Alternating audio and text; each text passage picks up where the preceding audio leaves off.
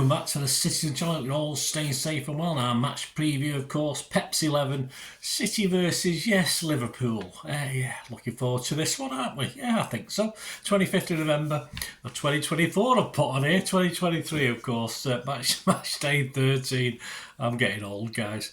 12:30pm kickoff. If you're there and you see me, come and give us a shout. It'd be nice to just say hello.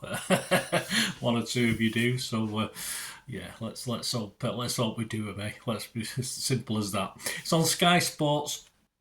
If you're not going to the game, of course. City currently first, so let's stay first. Played 12, 28 points, a plus 20 goal difference. Liverpool's, but it's like the old days, isn't it? Just behind us, 27 points, a point behind. Played exactly the same games. I'm at a plus 17, so three goal difference. So a couple of goals difference for us will increase it nicely. Of course, we're going to have a quick look today how Liverpool are doing with their injury crisis, because they've got a little bit of one as well. Although, like ours, it's improving, but ours is getting worse, isn't it? Theirs is improving a little bit. We'll talk about that. And of course, I'll try and predict Pepsi 11 from our own walking wounded, so please join me.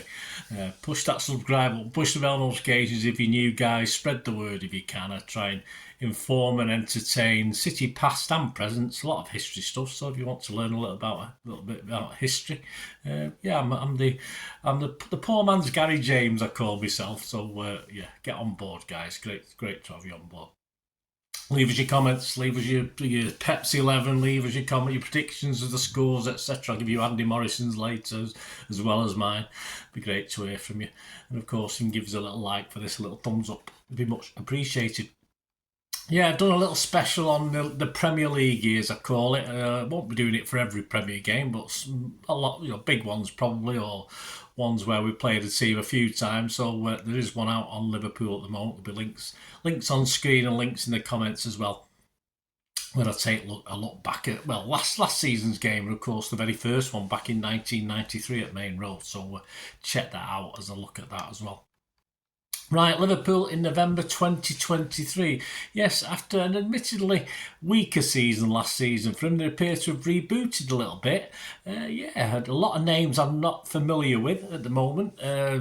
So far, so good for them as well, with almost a third of the season gone. The last 6 results in all competitions. On the 26th of October, the stuffed Toulouse at home in the Europa League. 29th of October, of course, they beat Forest 3-0 at home. 1st of November, they went to Bournemouth in the old Carabao Cup and won that one 2-1. 5th of November, disappointing for them. 1-1 draw against Luton at Kenilworth Road, is it? Yeah, I think it's Kenilworth Road. 9th of November, they got beat by Toulouse at their place, which was a bit of a shock. But then on the 12th of November, they bounced back a little bit with a 3-0 win over Brentford before the international break. And their only league defeat of the season was away at Spurs, so they've not done too bad. After us, the next 4 games are Lask in the Europa League at Anfield, and in the Premier League they got Fulham at home, followed by Sheffield United and Palace away. So might drop a couple of points on one of them, mightn't they? They've got themselves, as I said, they've had some injuries, but there is optimism about some guys returning. You've got Ryan Gravenberch, who I don't really know much about. Canate and Curtis Jones were all missing for Brentford, but apparently there's a good chance those 3 will turn out for this one. McAllister, of course, is coming back from suspension, but obviously he's been playing in the Brazil-Argentina game, wasn't he? So whether he'll be straight back in and get a 90 minutes, it's doubtful. He didn't do last time. Last time they played a 12:30 kickoff on a Saturday after the Brazil had played. He was sort of substituted at half-time. So he may well start the game, but I can't imagine he'll play 90 minutes, or Klopp might just keep him on the bench anyway. And of course, he's going to be without long-term wounded Thiago Bajkowski, of course, who's on struggling. Andy Robertson, he's recovering from a shoulder surgery.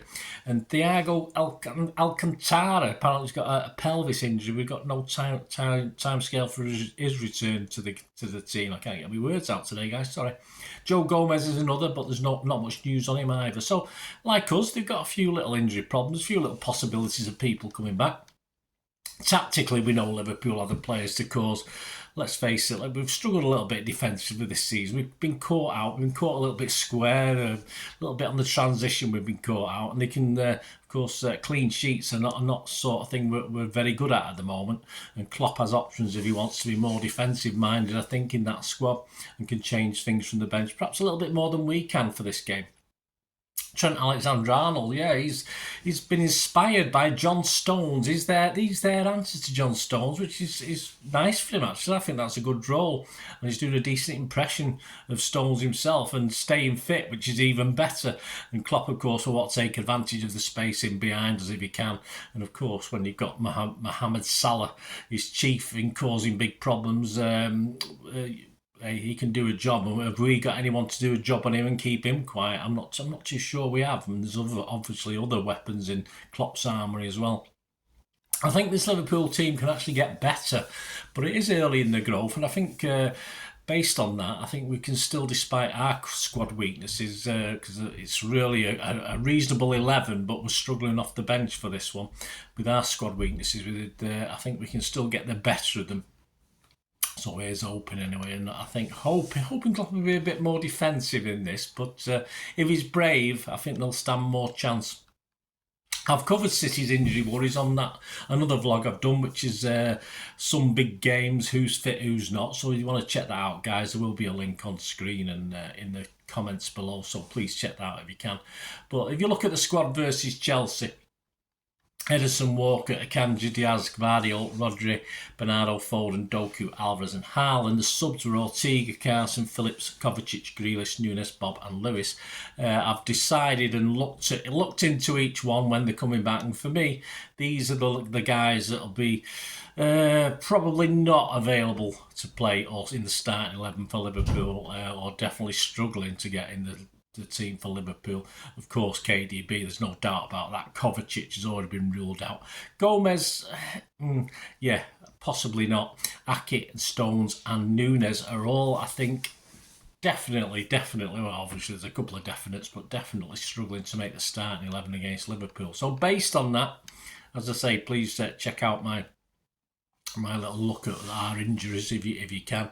Of course, we've got no negatives that I know I've checked today as well in newspapers and the journalists, and there's no one coming back from international duty under any problem, although I did notice a couple of our lads limping a little bit after that Macedonia game the other night. But I don't think there's anyone not available to play. And this Alvarez, of course, will be coming back from South America as well, like McAllister. So he might affect my 11. So this is my 11, and I'm not gonna start Alvarez in this.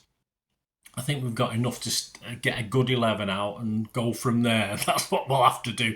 So this is my 11. Let me know what you think, guys. Ederson, Walker, Akanji, Diaz, Gvardiol, Rodri, Lewis, Bernardo, Foden, Haaland and Doku. So that's what I'm going for. On the bench, we've got Carson, Ortega, Alvarez, Grealish, Bob and Phillips. So not the greatest bench, and that's what, 1, 2, 3, 4, that's only 6. You have more than 6 on the bench, don't you?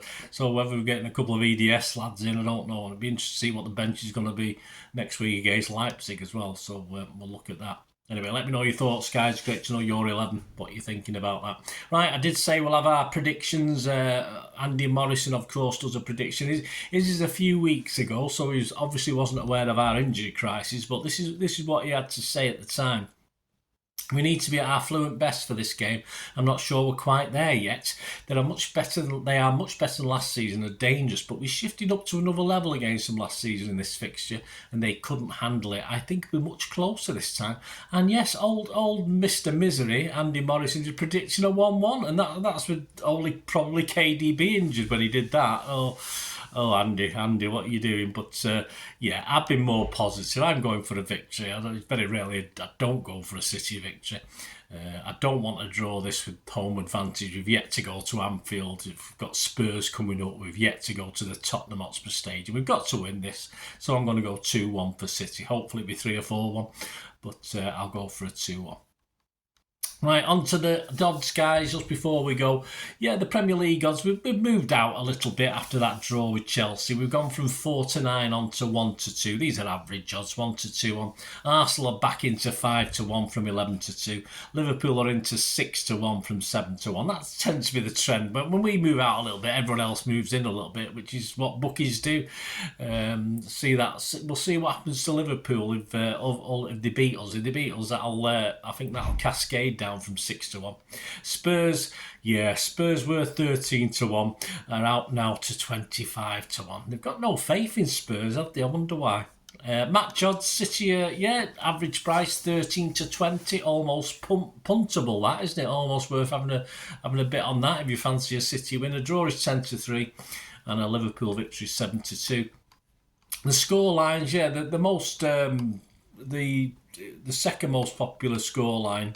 I don't know where the 1-1's gone now. I'll put it on the screen. I'll put the 1-1 on the screen because it'll be on the picture, but it's decided to disappear off my screen. So Andy Morrison's prediction will be on the screen. You can see it there. My prediction 2-1. No, it won't be on the screen, but I'll tell you. I'll put it up anyway. I'll put it up as a text. My prediction 2-1. Is the second most popular. Andy Morrison's 1-1 is actually the most popular scoreline. My 2-1 for City is 15 to 2. Of course, last season it was 4-1 to City. That's 22 to 1. So if you fancy another stuff in there, there you go. So as I said, I can tell on my screen, my computer's lost a lot of the information. I don't know why. Anyway, I'll be back with the ratings. That's it, guys. I'll be back with the ratings of Talking Point Show on Saturday evening when I get home and get it done. I should be okay as long as the trams get me home in time. And of course, there'll be a preview of our next Champions League matchup with RB Leipzig. That'll be out. Should be out on Sunday, latest Monday, but I hope to get that out on Sunday. And as I said, all your comments are very, very welcome. And catch up with those other vlogs I've done, the Premier League years with Liverpool and that one about the injuries as well, guys. There will be links at the end of this and links in the comments below as well.